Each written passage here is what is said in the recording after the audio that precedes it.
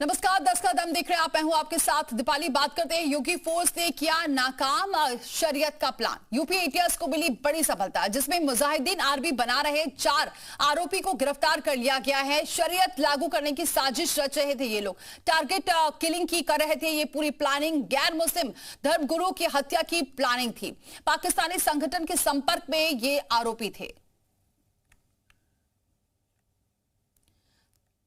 तो इन आरोपियों को गिरफ्तार कर लिया गया है। आपको बताएं कि बड़ी खबर, यूपी एटीएस को यह बड़ी सफलता हाथ लगी है जिसमें मुजाहिदीन आर्मी बना रहे 4 आरोपी को गिरफ्तार कर लिया गया है। शरीयत लागू करने की साजिश रच रहे थे और टारगेट किलिंग की प्लानिंग कर रहे थे। गैर मुस्लिम धर्मगुरुओं की हत्या की इनकी प्लानिंग थी और पाकिस्तानी संगठन के संपर्क में थे ये आरोपी और इन्हें गिरफ्तार कर लिया गया है। ये बड़ी सफलता मानी जा रही है।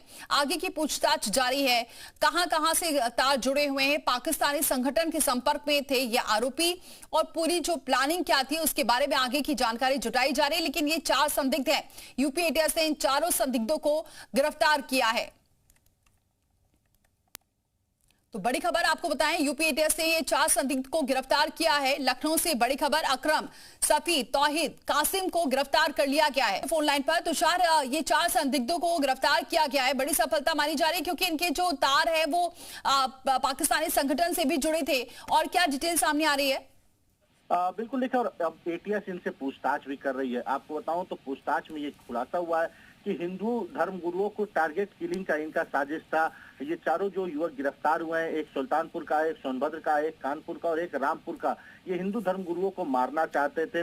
मुसलमानों पर जुल्म और जाति का प्रोपेगेंडा फैलाकर काफिरों के खिलाफ जंगे जिहाद करने के लिए मुजाहिदीन आर्मी भी ये बना रहे थे। साथ ही देश में शरिया कानून लागू करना चाहते थे। इसके लिए हिंसक गतिविधियों को अंजाम देने के लिए वह सोशल मीडिया पर ग्रुप बनाकर कट्टरपंथी विचारधारा वाले लोगों को जोड़ रहे थे। साथ ही आपको बताऊं तो जब एटीएस ने इन चारों को तलब किया, जब इनसे पूछताछ की, तो ये भी खुलकर आया कि ये कट्टरपंथी पाकिस्तानी संगठनों से प्रभावित होकर हिंसात्मक जिहाद के माध्यम से चुनी हुई लोकतांत्रिक सरकार को गिराना चाहते थे।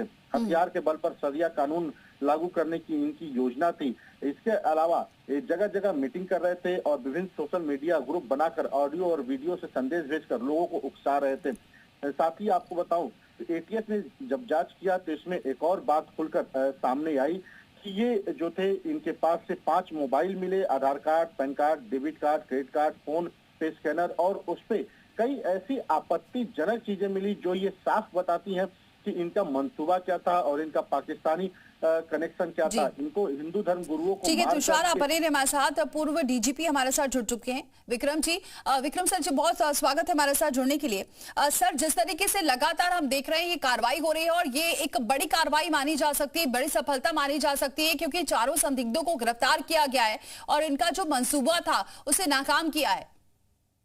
नमस्कार दीपाली जी, ये बहुत उत्कृष्ट सफलता है यूपी एटीएस की, पुलिस बल की, उनको बधाई।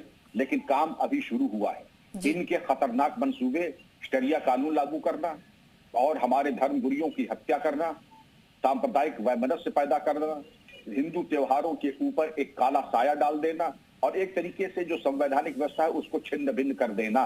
पहली पायदान तो एटीएस ने कर दी, उनको बधाई, साधुवाद। लेकिन असली काम अब शुरू हो रहा है कि पूछताछ में आखिर मोटिवेट किस। अभी तक की प्रारंभिक जांच में आया कि पाकिस्तान से तार जुड़ा हुआ है। इनकी फंडिंग कहां से हुई थी, इनके संपर्क सूत्र कौन थे, भारत में इनको कवर फायर कौन दे रहे हैं, जाकिर नायक का क्या इंपैक्ट है इनके ऊपर, और जो साहित्य मिला है और आगे का, ये लोग जो ऐसे जो चरमपंथी होते हैं उनका रोड मैप होता है, तात्कालिक और लॉन्ग टर्म। उसके शॉर्ट टर्म, लॉन्ग टर्म दोनों प्लान्स को समझ लें, अच्छी तरीके से इंट्रोगेशन करें, लाई डिटेक्टर टेस्ट लगाएं और ये मान के चलिए कि मैं तो चाहूंगा इनके ऊपर रासुका यूएपीए के अंतर्गत विरुद्ध करें, जिससे कि कम से कम अब इनका अंतिम संस्कार तलाक के पीछे हो, कोई मुगालता न पाले।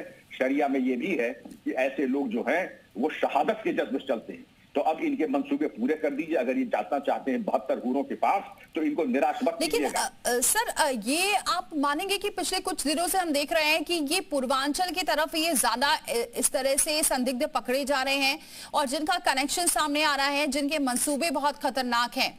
तो अब ये धीरे धीरे क्यों इसी एरिया में सबसे ज्यादा है, कैसे एक्टिव हो रहे हैं और कैसे आगे की कार्रवाई को आगे बढ़ाया जा सकता है? ध्यान से सुने दीपाली जी, बीमारी पुरानी है, अनावरण अब हुआ है। छांगुर बाबा का 500 करोड़ का बलरामपुर में नेपाल सीमा के ऊपर और उसके 1000 रिक्रूटर्स और लव जिहाद करने वाले लफंगों का अभी हुआ है। अब धीरे धीरे परत खुल रही है, ये तो सही, लेकिन आपका कहना सही है कि इस एरिया में ये बीमारी पहले, लेकिन हमारे सूडो सेक्युलरिस्ट छदम धर्मनिरपेक्ष तत्व जो थे इनको कवर फायर देते थे। धर्मनिष्ठा से आप भी हैं, मैं भी हूं, लेकिन राष्ट्र विरोधी गतिविधियां की कोई आड़ ले लो, चाहे सेक्युलरिज्म की या किसी की सर्वधर्म समभाव की, वो नहीं होने वाला।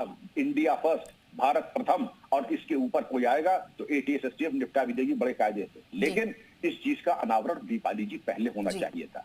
क्यों नहीं हुआ इसके बारे में फिर अलग विषय रहेगा, लेकिन अब हुआ है। अब इसको आगे पिछली गलतियों को हम न दोहराएं, आगे की तरफ देखें और इनके पूरे गैंग को मटियामेट करें। जी, बहुत शुक्रिया सर हमारे साथ जुड़ने के लिए। बहुत शुक्रिया तुषार आपका भी हमारे साथ जुड़ने के लिए। तो शरीयत का जो प्लान था, जो मंसूबा था इन संदिग्धों का, ये बेहद खतरनाक था, जिसे नाकाम किया है, लेकिन आगे की पूछताछ अभी जारी है और भी बड़े खुलासे हो सकते हैं।